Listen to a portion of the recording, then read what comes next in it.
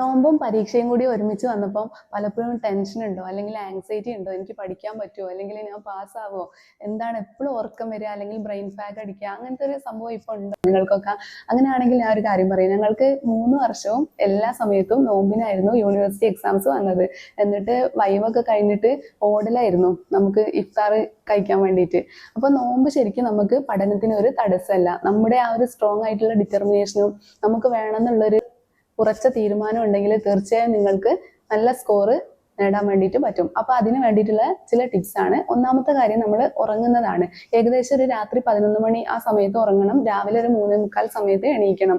എന്നിട്ട് അത്യാവശ്യം നല്ലോണം വെള്ളം കുടിക്കണം. അതുപോലെ തന്നെ അത്താഴത്തിന്റെ ഭക്ഷണത്തിൽ നമ്മൾക്ക് ഓട്സ്, അതുപോലെ ഗോതമ്പ്, ഇനി നമുക്ക് ഈ തവിടുള്ള അരിയില്ലേ അത് കഞ്ഞി വെച്ച് കുടിക്കുക. അതുപോലെ ഒരു പഴം, ബനാന ഉൾപ്പെടുത്തുക, കുറച്ച് ഡേറ്റ്സ്, നട്ട്സ്, അങ്ങനത്തെ ആഹാരങ്ങളൊക്കെ ഉൾപ്പെടുത്തുക.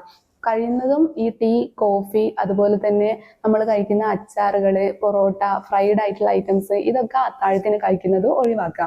എന്നിട്ട് നെക്സ്റ്റ് നമ്മൾ അപ്പൊ തന്നെ കിടക്കുന്ന ശീലം ഉണ്ടെങ്കിൽ അത് മാറ്റിയേക്കുക. ഇനി കുറച്ച് നമുക്ക് വല്ലാതെ ഉറക്കം വരുന്നുണ്ടെങ്കിൽ അപ്പൊ നമുക്ക് ഇങ്ങനെ നടന്നിട്ട് അങ്ങനെയൊക്കെ കുറച്ച് ആക്ടിവിറ്റീസ് ഒക്കെ ചെയ്തിട്ട് ഇങ്ങനെ പഠിക്കാം. എന്നിട്ട് വേണമെങ്കിൽ സൂര്യനെ കുറിച്ചിട്ട് ഒരു 10-20 മിനിറ്റ് വേണമെങ്കിൽ റെസ്റ്റ് എടുക്കുക. ആ റെസ്റ്റ് ഉച്ചവരെ പോവാതിരിക്കാൻ വേണ്ടിയിട്ട് പ്രത്യേകം ശ്രദ്ധിക്കണം.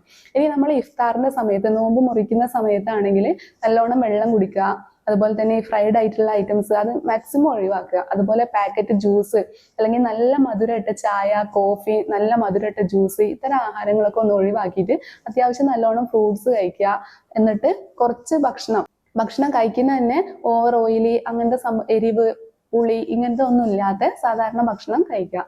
ഈ ഒരു ഡയറ്റും ഉറക്കവും ഈ കാര്യങ്ങളൊക്കെ ഫോളോ ചെയ്ത് അത്യാവശ്യം നല്ലോണം ഒരു 2.5-3 ലിറ്റർ വെള്ളം കുടിക്കാൻ വേണ്ടിയിട്ട് ശ്രദ്ധിച്ചിട്ടുണ്ടെങ്കിൽ നിങ്ങൾ തീർച്ചയായും ഈ നോമ്പ് ഒരിക്കലും നമുക്ക് പരീക്ഷയ്ക്ക് ഒരു തടസ്സമാവില്ല. നോമ്പ് നമുക്ക് കോൺസെൻട്രേഷനും മെമ്മറിയും മോട്ടിവേഷനും എല്ലാം കൂട്ടുന്ന ഒരു സംഭവമാണ്. അത് അതിൻ്റെതായ രീതിയിൽ എടുക്കാൻ വേണ്ടിയിട്ട് ശ്രദ്ധിച്ചാൽ മതിയാവും. പിന്നെ നമ്മൾ നോമ്പ് എടുക്കുന്നതുകൊണ്ടുള്ള ഏറ്റവും ഒരു ഗുണം എന്ന് വെച്ചിട്ടുണ്ടെങ്കിൽ, നോമ്പ് എടുത്ത് ഏകദേശം ഒരു 12 മണിക്കൂർ ആകുമ്പോഴത്തേക്കും നമ്മുടെ ബ്രെയിനിന് കീറ്റോൺ യൂസ് ചെയ്യാനുള്ള ഒരു അവസരം ലഭിക്കും. സാധാരണ ഗ്ലൂക്കോസ് മാത്രം യൂസ് ചെയ്യുന്ന ബ്രെയിനിന് കീറ്റോൺ കിട്ടുന്ന സമയത്ത് അത് നമ്മുടെ മെമ്മറി, ഫോക്കസ്, അലേർട്ട്നെസ്, കോൺസെൻട്രേഷന്, ഇതെല്ലാം നമ്മൾക്ക് ബൂസ്റ്റ് ചെയ്യാൻ വേണ്ടിയിട്ട് ഹെൽപ്പ് ചെയ്യുന്നതാണ്. അപ്പൊ നോമ്പ് എടുക്കുന്നതുകൊണ്ട് ഒരിക്കലും നിങ്ങൾ പഠിക്കാൻ പറ്റൂല അങ്ങനെ ഒന്ന് വിചാരിച്ച് പല എക്സ്ക്യൂസും പറയേണ്ട ആവശ്യമില്ല.